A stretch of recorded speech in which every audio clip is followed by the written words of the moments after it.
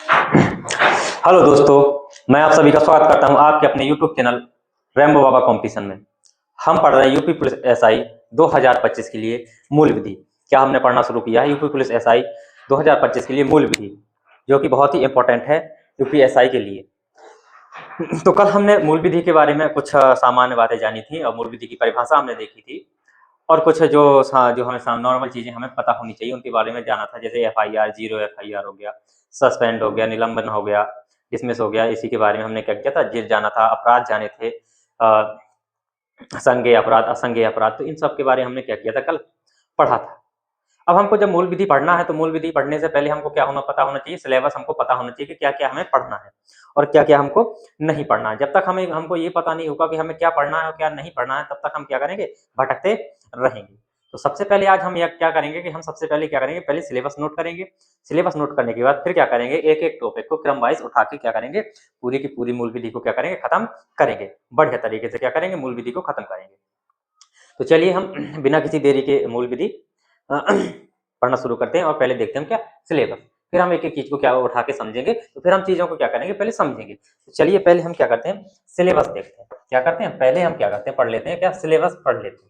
तो सिलेबस में हमको क्या क्या पढ़ना है, मूल विधि का जो सिलेबस है वो क्या है, हमको क्या क्या पढ़ना है।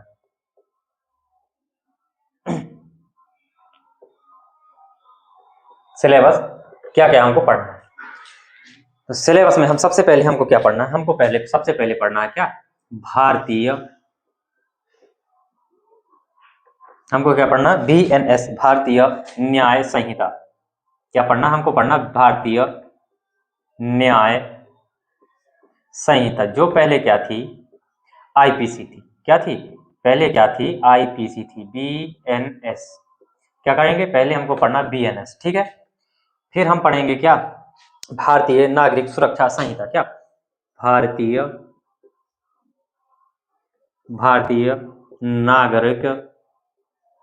नागरिक सुरक्षा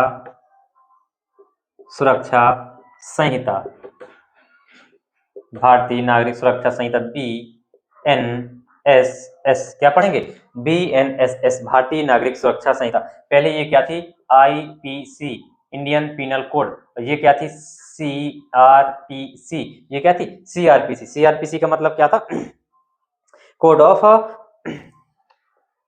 क्रिमिनल प्रोसीजर। क्या था, कोड ऑफ क्रिमिनल प्रोसीजर है इसका। क्या, कोड ऑफ क्रिमिनल प्रोसीजर इसका फुल फॉर्म है, ठीक है।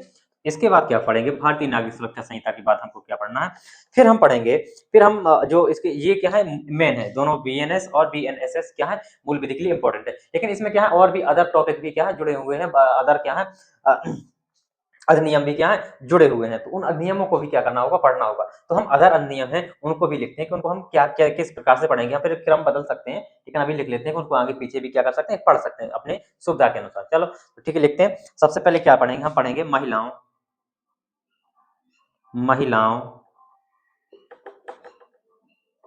बच्चों। क्या पढ़ेंगे, महिलाओं बच्चों, अनुसूचित में क्या, SC ST, अनुसूचित में क्या, SC ST के सदस्यों, SC ST के सदस्यों। हम यूपीएसआई से पहले इसको क्या करेंगे, खत्म, पेपर से पहले खत्म कर लेंगे। तो बहुत ही अच्छी तरीके से इसको क्या कर रहे होंगे, खत्म कर रहे होंगे। महिलाओं बच्चों, अनुसूचित SC ST के सदस्यों आदि के, और भी जो चीजें हैं, तो आदि के क्या, संरक्षण, आदि के क्या, संरक्षण देने संबंधी, क्या,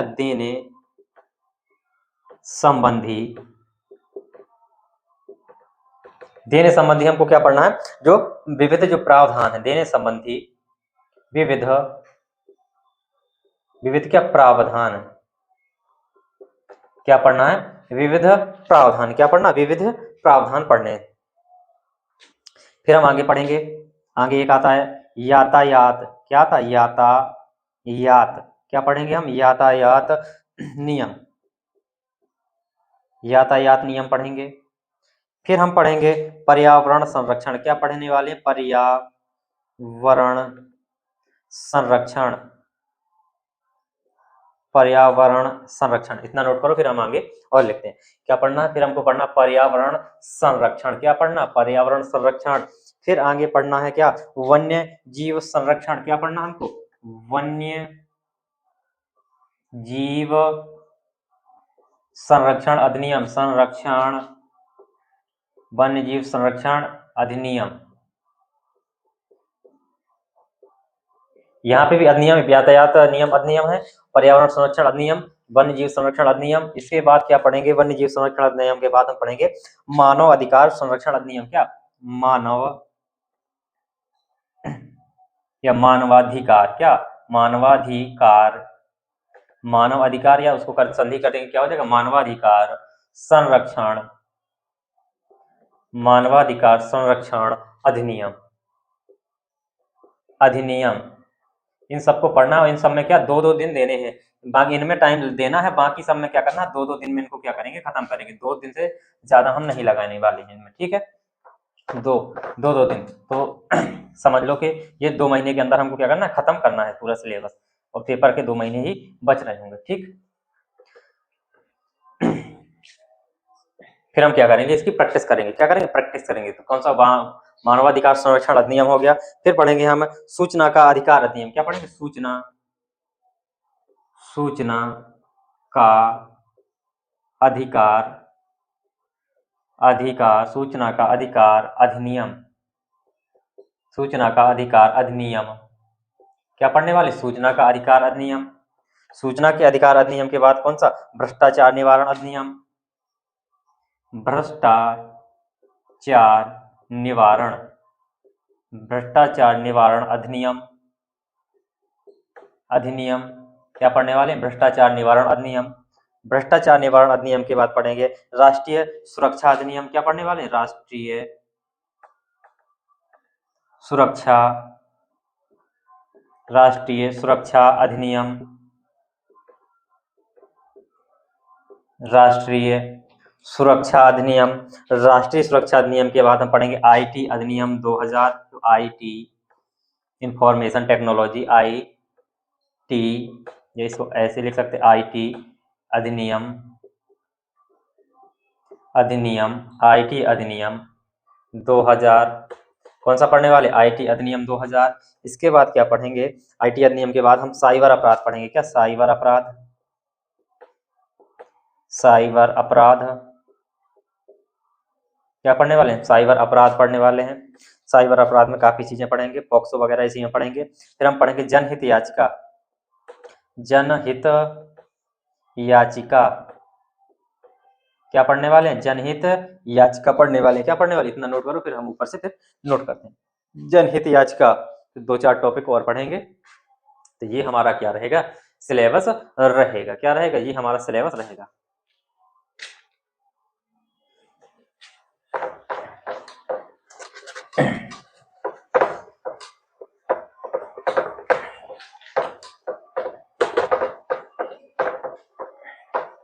क्या पढ़ने वाले हैं? जनहित याचिका। जनहित याचिका के बाद पढ़ेंगे हम महत्वपूर्ण जो न्यायिक निर्णय होंगे, जो कोर्ट के द्वारा जो इंपॉर्टेंट निर्णय है, उन निर्णयों को क्या करेंगे? पूछेंगे। वो हर परीक्षा में पूछे जाते हैं। तो महत्वपूर्ण, महत्वपूर्ण न्यायिक निर्णय। क्या पढ़ेंगे? महत्वपूर्ण न्यायिक निर्णय पढ़ने वाले हैं। क्या पढ़ने वाले हैं? महत्वपूर्ण न्यायिक निर्णय पढ़ने वाले हैं। फिर भूमि सुधार। क्या पढ़ेंगे? भूमि सुधार, भूमि अधिग्रहण, भूमि अधिग्रहण। क्या करेंगे? भूमि सुधार पढ़ेंगे, भूमि अधिग्रहण पढ़ेंगे, ये नियम पढ़ेंगे। फिर क्या पढ़ेंगे? भू राजस्व संबंधी जो कानून होंगे। क्या? भू राजस्व संबंधी, भू मतलब टैक्स, भू राजस्व, भू राजस्व संबंधी। क्या पढ़ने वाले हैं? भू राजस्व संबंधी जो कानूनों का जो सामान्य ज्ञान है, उनको भू राजस्व संबंधी कानूनों का, कानूनों का क्या पढ़ने वाले? सामान्य ज्ञान, सामान्य ज्ञान करेंगे, कानूनों का सामान्य ज्ञान। ये हमारा यहाँ तक सिलेबस हुआ, इतना सिलेबस हुआ। इतना हमको क्या करना है, इतनी चीजों को हमको क्या करना है, पढ़ना है। किसमें पढ़ना है, वो चीजें हमको पढ़नी है किसमें, मूल विधि में पढ़नी है। किसमें पढ़नी है, मूल विधि में हमको इतनी चीजों को पढ़ना है। इतनी चीज आपको समझ में आई होगी। तो इसको नोट करो, फिर हम क्या करते हैं, आगे चलते हैं। फिर कुछ आज थोड़ा बहुत जानते हैं कि बीएनएस वगैरह की क्यों जरूरत पड़ी। जब आईपीसी थी तो बीएनएस क्यों लाई गई, चलो इसको नोट कर लिया होगा। तो अब हम पढ़ते हैं क्या, अब हमको पढ़ना है क्या, बीएनएस। क्या पढ़ना है, बीएनएस। या थोड़ी सा पहले क्या सामान्य परिचय और जान लेते हैं, उसके बारे में हम क्या करेंगे, पढ़ेंगे। तो हेडिंग डाली मूल विधि, ठीक है। मूल विधि परिभाषा हम पढ़ चुके थे, अपराध दो प्रकार के पढ़ चुके थे, मूल विधि और फिर से अगर पढ़ना हो तो फिर से बढ़िया तरीके से हम पढ़ते चलेंगे।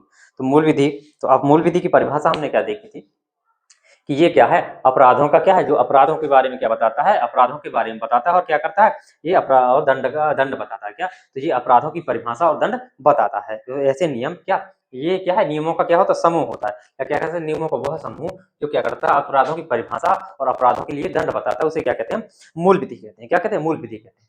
फिर हमने अपराध देखे थे, दो प्रकार के देखे थे। कौन कौन से देखे थे, वो था एक संज्ञेय अपराध, एक थे असंज्ञेय अपराध। संज्ञेय अपराध में क्या था, बिना वारंट के गिरफ्तारी थी, और असंज्ञेय अपराध में क्या थे, बिना वारंट की गिरफ्तारी नहीं थी, इसमें वारंट की आवश्यकता होती थी। तो जो असंज्ञेय थे वो क्या निम्न कैटेगरी के थे, और जो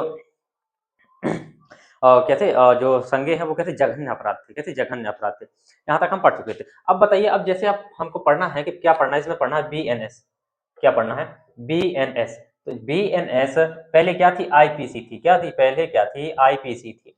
आईपीसी क्या है, इंडियन पीनल कोड। क्या था, इंडियन पीनल कोड था। क्या था, आईपीसी का मतलब क्या, इंडियन पीनल कोड, भारतीय दंड संहिता। क्या था, भारतीय दंड संहिता थी। अब जब भारतीय दंड संहिता थी तो फिर बीएनएस को भारतीय न्याय संहिता को क्यों लाया गया, तो इसको समझिए ये चीज कि अब जो पहले चीजें काफी चीजें पहले कब थी की थी, तो आईपीसी थी, ये कब की थी, ये थी कब की, ये 1800 कब की, ये 1860 की थी।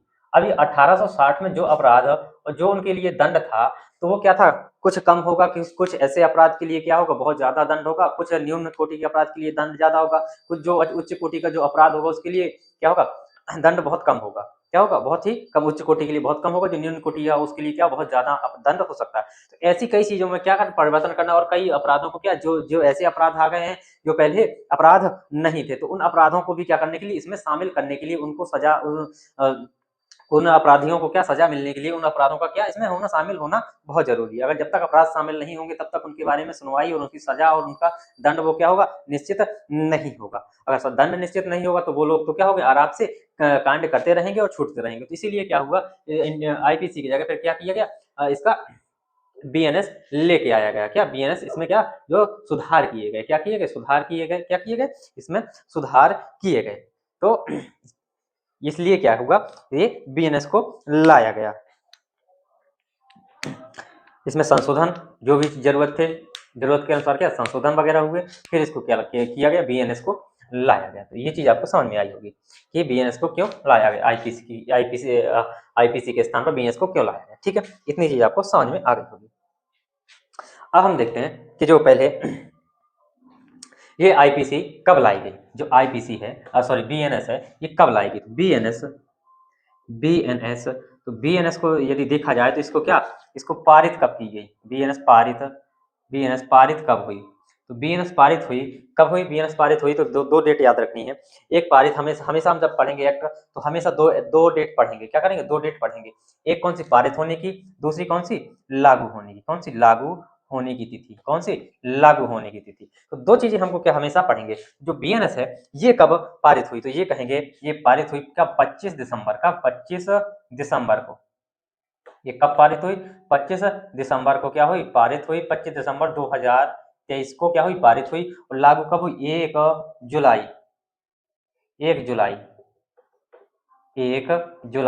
2024 को ये क्या हो गई, लागू हो गई थी। क्या हो गई थी, बीएनएस क्या हो गई थी, लागू हो गई थी, जिसको हम क्या कहते हैं, भारतीय न्याय संहिता। अब ये चीज यहाँ पे याद रखने वाली बात है, इसमें ये भी पूछ सकता है कि भारतीय न्याय संहिता, क्या भारतीय न्याय संहिता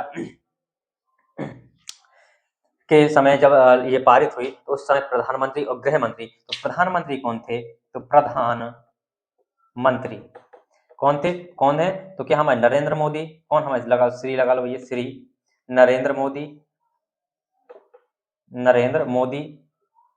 और गृह मंत्री कौन है? गृह मंत्री इस टाइम पे कौन है और उस टाइम पे भी कौन थे? तो कौन है? श्री अमित शाह। कौन? अमित शाह। कौन है? अमित शाह। तो इतनी चीज हमें याद रखनी है। क्या करना? इतनी चीजों को हमको क्या करना है? याद रखना है। अब देखते हैं किसके स्थान पर किसको लेके आया गया। चलो इसको थोड़ा सा और जान लेते हैं, फिर हम एक्ट की ओर बढ़ते हैं। क्या करते हैं? फिर हम एक्ट की ओर बढ़ेंगे। एक चीज और जानते हैं कि जो पहले क्या था और अब क्या है। जो पहले थी और अब क्या है, तो पहले और अब। पहले लिखो पहले और एक साइड लिखो अब। जो अब है, पहले क्या था? पहले नंबर 1 में लिखो, पहले क्या था? भारतीय दंड संहिता। क्या थी? भारतीय दंड संहिता। क्या थी? भारतीय दंड संहिता। क्या? Indian penal. क्या था? Indian penal code. इसको क्या बोलते? IPC। अब क्या है? ये कब की थी? ये 1800 कब की थी? ये 1860 की थी। ये कब की? 1860 की। अब क्या हो गई? भारतीय न्याय संहिता होगी। अब क्या इसके स्थान पर क्या होगी? भारतीय न्याय संहिता। इसकी अंग्रेजी भी यही है, अंग्रेजी में भी यही लिखना 2023।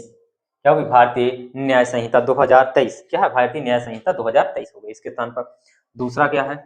दूसरा क्या था जिसे CRPC कहते थे? तो दंड प्रक्रिया संहिता। क्या? दंड प्रक्रिया संहिता। ये कब की थी? तो ये कहेंगे ये थी 1973 की। कब? ये 1973 की थी। ये इसको क्या बोलते? CRPC।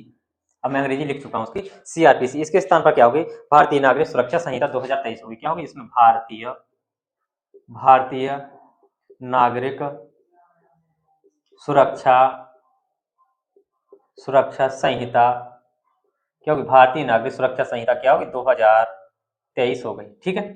और तीसरी चीज क्या थी? पहले तीसरी चीज जो कि अभी भी है वो क्या? भारतीय साक्ष्य अधिनियम। क्या? भारतीय, इसका नाम नहीं बदला, भारतीय साक्ष्य अधिनियम।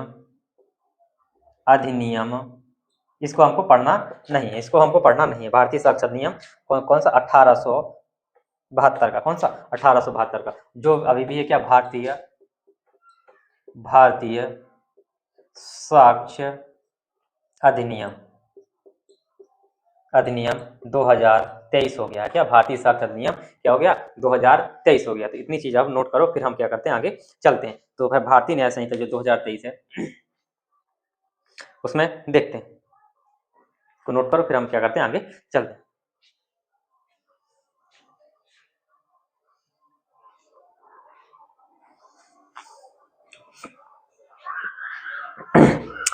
अब इसमें और चीज क्या है? और पहले और अब में क्या है? पहले क्या थी? अब एक चीज और इसमें, पहले और अब में और एक चीज और देख लो। एक चीज कि जो पहले क्या थी? BNS में, BNS और क्या पहले? IPC। BNS में देख लो, यहाँ क्या? यहाँ लिखो IPC, यहाँ क्या? BNS। ठीक है। तो यहाँ लिखो कुल धाराएं। पहले देखो कुल धाराएं कितनी थी? कुल धाराएं कितनी थी? और दूसरा लिखो कुल अध्याय। तो पहले जब IPC थी तो IPC में कुल धाराएं कितनी थी? तो कहेंगे 511 थी। कितनी? 511। कितनी थी? 511 थी। लेकिन अब कितनी बची हैं? अब बची हैं 358। अब BNS में कितनी है? 358 धाराएं बची हैं। कितनी?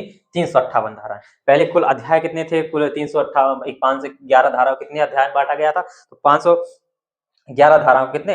23 अध्यायों में बांटा गया था। कितने? 23 अध्याय में। कितने?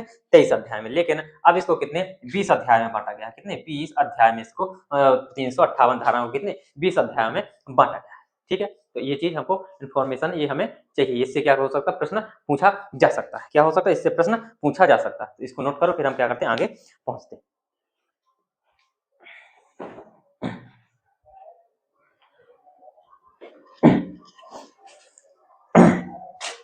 इसमें और एक चीज और नोट कर लो, जो बीएनएस है, बीएनएस का क्या है, बीएनएस का क्या है, जो अधिनियम संख्यांक है। क्या बीएनएस का, ये भी पूछ सकता, पर पूछा गया है, अधिनियम संख्यांक, अधिनियम संख्यांक, अधिनियम संख्यांक कितना है, तो कहेंगे अधिनियम संख्यांक इसका 45। बीएनएस का अधिनियम संख्यांक कितना है, 45 है। अधिनियम संख्यांक कितना है, तो कहेंगे 45 है। कितना है, कहेंगे 45 है। तो अब हमको कितने पढ़ने हैं, ये हमको पढ़ना है, ये हमको पढ़ना है। कितनी, इतनी 358 धारा और 20 अध्यायों को पढ़ना है। सभी अध्यायों को क्या होगी, नाम बताऊंगा मैं, ठीक है। तो चलिए अब हम क्या करते हैं, अध्याय 1 की आज क्या करते हैं, शुरुआत करते हैं। कुछ एक आध धाराओं को क्या करते हैं, पढ़ते हैं, कुछ चीजों को क्या करते हैं, समझते हैं, फिर क्या करेंगे, कल से हम कंटिन्यू करेंगे। अब डाल लीजिए भारतीय न्याय संहिता, भारतीय न्याय संहिता 2023, या इसी को क्या लिख सकते हैं हम, BNS, क्या लिखेंगे, BNS। ये हमको क्या करना, पढ़ना है। BNS में कितने अध्याय हैं, BNS में कितने अध्याय हैं, तो मैंने बताया कि सबसे पहले हम क्या हर अध्याय में पढ़ेंगे, तो हर अध्याय में क्या पढ़ेंगे, सबसे पहले इंपॉर्टेंट फैक्ट पढ़ेंगे। क्या पढ़ेंगे, महत्वपूर्ण तथ्य,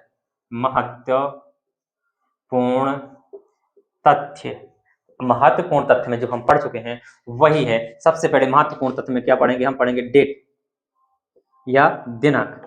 डेट में हम कितनी, 2 तारीख में बता चुका हूं, कितनी, 2 तारीख है। कौन सी, एक होना, कौन सा, पारित होने की, पारित, दूसरी कब होना, लागू की, दूसरी कौन सी, लागू होने की। तो पारित कब हुआ था, पारित कहेंगे भैया ये 25 दिसंबर 2023 को हुआ था। लागू क्या हुआ था, 1 जुलाई 2024 को। बहुत इंपॉर्टेंट है, 1 जुलाई 2024 को। दूसरे इंपॉर्टेंट फैक्ट क्या पढ़ेंगे, कुल अध्याय। दूसरा इंपॉर्टेंट फैक्ट क्या है हमारा, कुल अध्याय। तीसरा हमारा इंपॉर्टेंट फैक्ट क्या है, कुल धाराएं। कुल धाराएं कितनी है, तो कुल अध्याय कितने, कहेंगे 20। अभी बताया मैंने, कुल अध्याय धाराएं कितनी है, कुल धाराएं हैं 358। कितनी है, 358। जी हमारे क्या इंपॉर्टेंट फैक्ट रहेंगे हर अध्याय, हर उसमें अधिनियम में, हर अधिनियम में क्या होंगे, ये हमारे इंपॉर्टेंट फैक्ट, हम इनको क्या करेंगे, पढ़ेंगे। फिर इसके बाद क्या करेंगे, हम धारा की ओर, धारा एक की ओर बढ़ेंगे। इतनी चीज अब नोट करो, फिर क्या करते हैं, हम आगे बढ़ते हैं।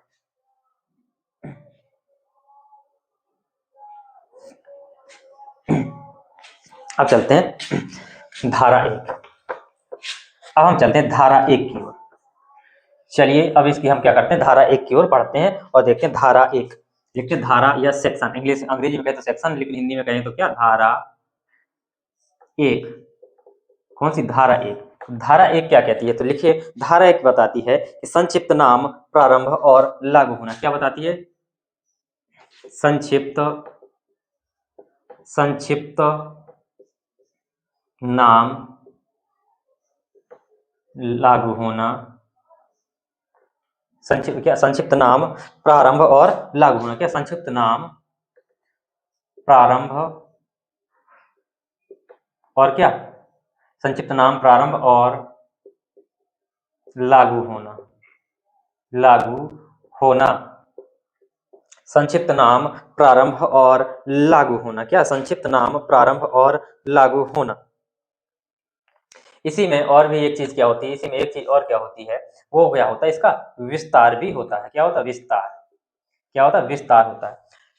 तो हमें एक कल बताऊंगा वो चीज, ये चीज याद, ध्यान अभी देख लो कि किसी भी एक्ट में जो क्या 99% कितने, 99% जो अधिनियम है उनमें धारा 1 में क्या होगा, यही होगा, संक्षिप्त नाम, विस्तार और लागू होना। और धारा 2 में क्या होगा, धारा 2 में क्या हमें मिलेगी, परिभाषा।